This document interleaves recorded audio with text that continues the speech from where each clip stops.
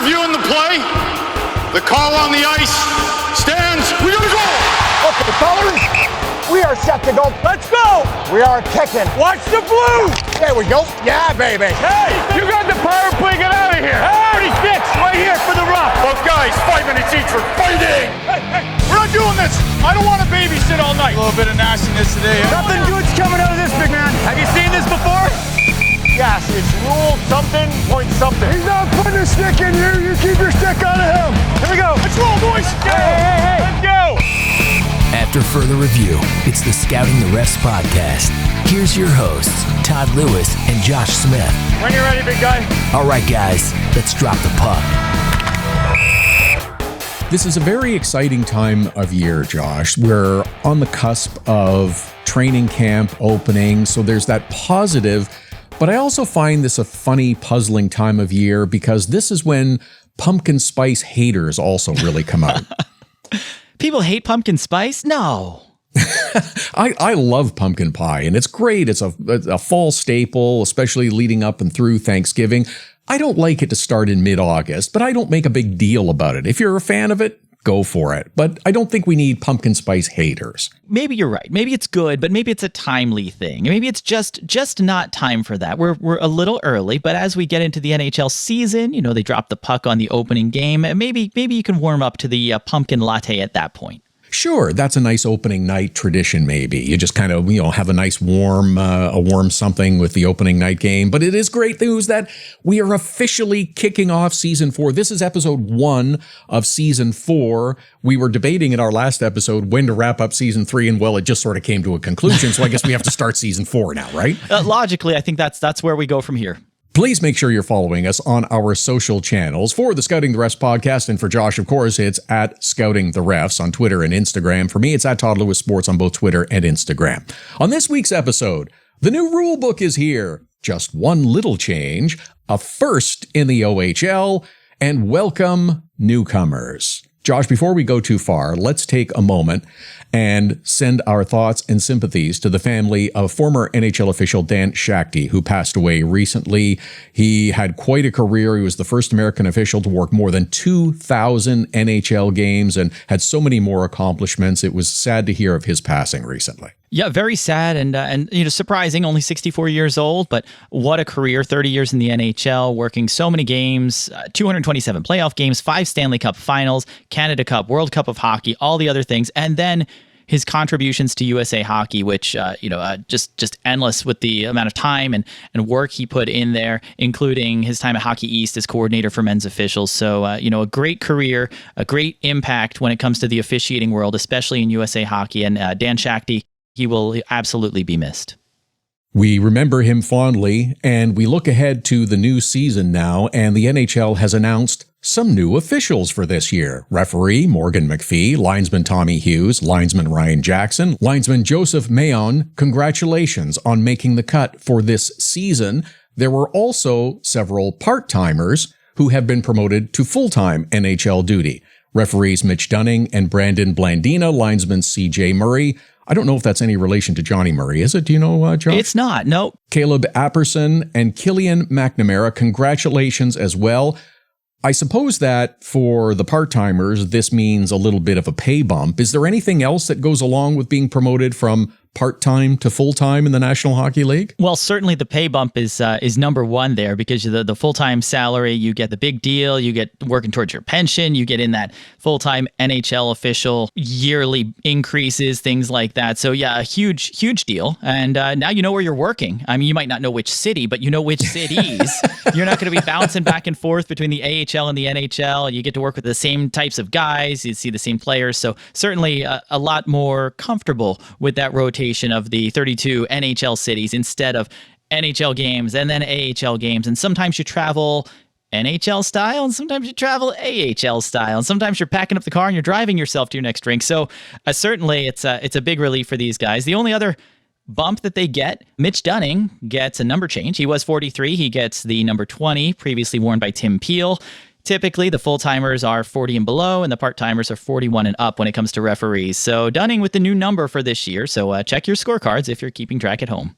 I guess it's sort of like when players are told after the first few games or sometimes out of training camp, yeah, it's okay, get a place to live. You don't need to worry about going back and forth to the AHL. Right. It's a good point there. I'm not sure where Dunning is based, or Blandina for that matter, but these guys are spread around the country and they do have a home base. One of the requirements is that the official has to live within a specified distance from a major international airport so that they can travel. And, sometimes it's near a place that has a rink. Sometimes it's not necessarily near a rink, but it's near a place that's easy to get to and from. So they do spread them out, and we see that come into play when winter weather hits and guys can't necessarily travel, that it's good to have that distribution. So if he hasn't bought a place, he'll be buying a place now. Now, the recent additions and the promotions help to replace the recently retired officials, Brad Meyer, Dean Morton, Vaughn Rohde, all of whom retired after last season. 2 other linesmen, both Greg Dvorsky and Derek Amell, were forced to retire due to injuries. And while that's sad, it also serves as a reminder that the officials on the ice are the other high-performance athletes. We talk so much about the players, but the officials, all of the time and effort that they work out and go and have training, both on and off the ice, they are high-performance athletes as well. And it's sad for both Devo and Derek Amell that they were not able to retire with the nice send-off, picking the city, picking their own crew and the like. It's really unfortunate. I know it's not the same. You'd love to see the NHL maybe bring them back and have them at least do a ceremonial puck drop at a game with a crew where maybe they can pick the 4 guys who are working the game. Maybe they don't get to actually officiate it, but you can still have that recognition. I think that would be something that would be a nice touch. It really is a shame because it's such a wonderful experience, and it's nice of what the NHL and Hockey Ops does for these officials to kind of give them that great send-off. And you had Greg Dvorsky, Derek Amell trying to battle through injuries that have kept them out all of last season, even longer. So it's been a while since we've seen these guys on the ice, and unfortunately, it's an end to the career, and we won't get to see them back out there. I'm also wondering, with new officials coming in, is there a rookie dinner organized for these new refs, or is it more likely that some of them get that treatment individually on certain trips? Yeah, it could be a little bit of both. I know we're going to have camp going on. Some will be showing up for the first time. Some will be showing up now as full-timers. So I think you might have to have them chip in and buy the rest of the guys dinner, though it could be pretty pricey. This is it's a pretty large roster here of officials that need to eat. You were very excited when you sent me a text earlier this week about a few things, and there was one that stuck out to me. You mentioned that the new rule book had arrived. It occurred to me to first ask the question, is it an actual book that you received, or is it a download for your Kindle or iPad perhaps? Do we even have actual paper rule books anymore? Somebody does. We don't. It has a nice cover. It looks like a cover, but we only get to see it on the pixels on screen because there's the printed distribution of the book not as common as it once was. So you can get a hard copy of it, but typically it's available for download. The NHL has it. We have it up at scoutingtherefs.com. So if you want to read through, you can certainly dig into all 234 pages and get into all the nuances of the rules, including the ones that have stayed the same and the one that is slightly different. Yes, I was going to say, of course, you go to scoutingtherefs.com for all your rules questions, and you can read the rule book. And in the new rule book, there is the one change. It is something we discussed and talked a little bit about over the summer during our episodes, and now it's here. Referees will now be able to nullify a major penalty after video review, but only in certain circumstances. Right. It's interesting. They made the one tweak, and we're used to some small changes here and there, some minor rewordings or rephrasings. The only one in the whole rulebook is Rule 20.6, on-ice video review of major penalties. The old rule allowed the referee, upon major penalty review, to either confirm the original call or reduce the major penalty call to a lesser penalty of the same infraction. So if you called a major penalty for boarding, you could reduce it to a minor for boarding, or keep it what it was. That was all you could do. The NHL's expanded that a little bit. Now we've got a few different options. You can still confirm the original major penalty call, obviously. You can reduce that call to a lesser penalty, but it doesn't have to be the same infraction anymore. So we've seen plays where it can be a dangerous hit into the boards, and maybe what they thought was a major penalty for boarding might be a minor penalty for cross-checking. Again, it's a nuanced thing. It might not make a whole lot of difference to fans watching at home on what the penalty is. They're more concerned that there was a penalty, might not know the difference between, say, a board or a cross-check or the significance of that, but they have that option now. So you're not restricted to just what the original call was. If you made the call and you think it's still a dangerous hit, it still deserves a penalty, but maybe not for the reason you initially thought, you can assess that minor for a different infraction. So interesting there, but I think it's right because you're getting the call right. If you're going to review it anyway, why not get it right? This seems to be carrying along that path, as you mentioned. We want to get the call right. Let's do everything in our power to get the call right. So this is now giving the officials the tools they need to perform that job and get the call right. Absolutely. So if it's that you need to change the penalty, make that adjustment, get the call right. And that could include rescinding the original major penalty altogether. So that's new. They couldn't do it in the past. The most you could do would be downgrade it to a minor. Now, upon video review for a major, they can go back, take a look at the tape, see that, maybe we thought it was a major for boarding, but it was a light shove. He was off balance. He hit a rut. His skate got caught. And he went into the boards awkwardly. There was an injury, but it wasn't a result of the hit. It was a result of what happened afterwards. And you know what? This is no penalty. Or maybe it was self-inflicted. Maybe the guy went down on his own. Maybe it was a teammate. Whatever the case may be, they will now have the option to wipe out the penalty altogether. It makes sense. It makes a lot of sense to me. I think it's important to note, Todd, that the league still instructs officials to officiate based on what they see on the ice, to call it in real time. Mm-hmm. There is not a mandate to call more major penalties simply because it will give you an opportunity to review the call. That's not what the league is going for here. Makes a lot of sense, so that when you do call the major, when you see the major penalty, let's make sure you got it right. I'm going to put the over-under on 7.5 days into the NHL season before a broadcaster is confused about this new rule. Oh, you're giving them that much time, eh? Well, because not all preseason games are televised in every market, so I'm trying to give everybody an equal footing. I'm going to go the first, maybe the second major penalty. It's worth noting, though, they'll also mix it up because this is only for a major, doesn't apply to a match penalty. So again, it's important to know what the original call was. Everything else stays the same. It's just those major penalty calls. So more for broadcasters to get confused about. Yes, clearly. Okay, the Ontario Hockey League preseason is underway, and good news, female officials are making their mark in that league. Last week, Lacey Stenick became the first woman to referee an OHL game with the Guelph Storm and the Mississauga Steelheads facing off. The following night, 2 female officials worked together. This time it was Hillary Brennan and Marlo Schott, both working the game between the Storm and the Steelheads. There were boarding penalties on the Friday night game. There were 2 head check penalties on the Saturday night game. Everybody got through it. Everything worked fine. Congratulations to these women who are taking the next step in their careers.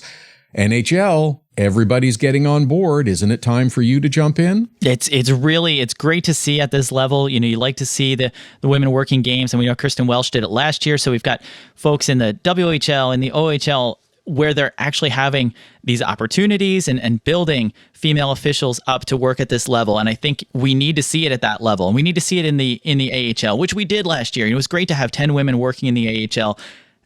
It's all kind of coming together. And I think you nailed it there, Todd, of when is the time right for the NHL? We're starting to see that there's not that difference of a game that's officiated, whether it's a man or a woman. You have the right talented folks. You have people who are great skaters that have great judgment, that know the rule book. And Lacey Sanook's certainly one of those, given all her years of international experience. When is the time going to be right? I hope it's going to be soon, because I think we've seen that women professionally at the AHL level and then certainly at the OHL level here, there's more and more opportunities. They're doing a great job out there. And I think it's just a matter of time. And I'm just waiting to see when that door opens up for the NHL. They can't hold it back much longer. I understand that you want to do it when the time is right, and you want to make sure that you have qualified candidates. I don't think there's any disputing that there are qualified candidates right now. And last year, as you mentioned, there were 10 female officials working in the American Hockey League. We noted and celebrated the debuts of the female officials, but as the season went on, we didn't have it as a story for every game that they worked, and there were multiple games for these officials. It's going to be a story for a little while, but then it's just going to be commonplace, which is exactly the level that we're looking to get to, and equality is not something you should be waiting on. Yeah, it's funny. You want to celebrate it. You almost want it to be so commonplace that it's not newsworthy, and that people aren't making a big deal when the IIHF is putting out updates with linesperson instead of linesman, and we just kind of this becomes part of the regular nomenclature. This becomes part of the lexicon of how we're speaking about officials on the ice, and it becomes less of an issue or not an issue at all when you see some of these folks, whether it's Katie Gay, Kelly Cook, Samantha Hiller, Jackie Howard. When you see one of them working an AHL game, it's no different than any other official that's out there. It's kind of it's a funny situation, right? You report on it because it's newsworthy, but the idea is that it's not newsworthy. It's another official. It's someone who's qualified, who's talented, who can do the job, and at one point it will become just And I guess when that happens is going to be the interesting part. Is, are they going to give us a notification? I mean, they've announced the new officials and promotions for this year, and there are no females on the roster. So I don't know that anything is imminent within the National Hockey League. And I'm surprised, because I think that's something that you would want to celebrate and make a point of championing. There was a story I was reading the other day of that there are better than 100 women now working in the NHL, whether it's coaches, part-time or full-time, in different management capacities, but there are no referees. There are no female referees in the National Hockey League, and that's a great omission. It is, and I think we're getting there. I think it's, like you said, it's just a matter of time. Will we know? I'm not sure how much advance notice we'll get. There have been changes. We've got referee training camp coming up this weekend. So with the officials going to camp, obviously the combine's done, so they've looked at all the amateur officials, but there have been changes that have come out after the officials camp, or that have come out during the preseason when another official was added to the roster, or whether it was for injury reasons or just simply that they wanted to bring another person into the fold of the NHL officiating roster. So I wouldn't rule it out. I wouldn't be surprised if, based on how things are going, even mid-season, if they feel that the time's right, that the NHL jumps into action and we see someone debut. So just because we don't see them on the roster right now, I'm not going to rule out the possibility that it could happen this season. All right, we'll wait and see for that good news to happen for the NHL. So you mentioned that training camp gets going and teams will be opening up their training camps in the next little while. So I had another thought as we're getting close to that time that the new season is actually getting underway and games are taking place out on the ice.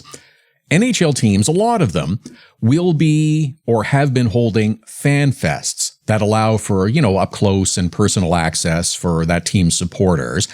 I have yet to hear about, and I think we should start, Ref Fest. I mean, once again, the strikes are getting left behind, and I think there are great opportunities here for Ref Fest. Well, I think you've got two sides of this, and I will say, well, I'm going to go three. So we like the ref fan celebrations, the fan initiated ones, when we have entire sections of arenas dedicated to officials wearing officials jerseys and celebrating the refs, and that's the homegrown approach of a ref fest, and I love that. It's great to see when that comes together, especially because it's often supporting local officiating organizations. We also have, I'm not going to call it a ref fest, but there have been times when, again, through local organizations, even USA Hockey, Hockey Canada, that NHL officials may do a pregame chat. And they've had a referee and linesman meet with a local group of officials before the game, kind of talk about hockey, talk about their experiences, sometimes do a Q&A. So we have seen pockets where it's a little bit of an information, masterclass, meet and greet kind of thing. And it's wonderful when the officials are able to do that and give back. And it's really a special experience for the amateur guys who get to take part in that. So in smaller pockets, we have that. But Todd, I love the idea of an actual ref fest. I want to have celebrations. I want to have puck drops. I want to have all kinds of things where you can try it yourself. We'll put a VR headset on you, let you make calls. We'll have a panel. It sounds like a wonderful thing. We need to screen who's attending and make sure they don't have any rotten fruit with them or any objects they can throw. Yeah. That's objects must be emptied out of your pockets before you go in. But I like that where you're going too, because that's exactly what I was thinking. Whether it's kind of a TED Talk format, some on ice drills, that kind of thing. And I've got one more that we need. There needs to be a mascot. The Flyers have Gritty. Could we not have Refy? I like Refy. Do we know what Refy's going to be? I don't know yet, but this is the germ of an idea that I'm thinking of. I want to know, and we'll put it out there on social media too. I want to know what the officiating mascot should be, and no jokes about vision or hearing impairment, please. I'm gonna cut off the seeing eye dog as an option before anyone even says it. Let's go. Yeah, no, and the other is like no cartoon obscene gestures or anything like that. Yeah, that's out. You know, those foam fingers. You know, you can't modify those. I like Reffy. I think Reffy will be a target of derision at many arenas, and I think Gritty would have a lovely time with Reffy at a Flyers game. Think about the possibilities.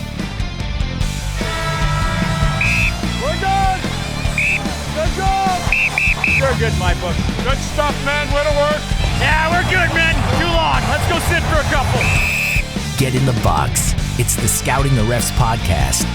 Read more at scoutingtherefs.com. Follow Scouting the Refs on Twitter, Instagram, and Facebook at Scouting the Refs. Email the show at heyref@scoutingtherefs.com.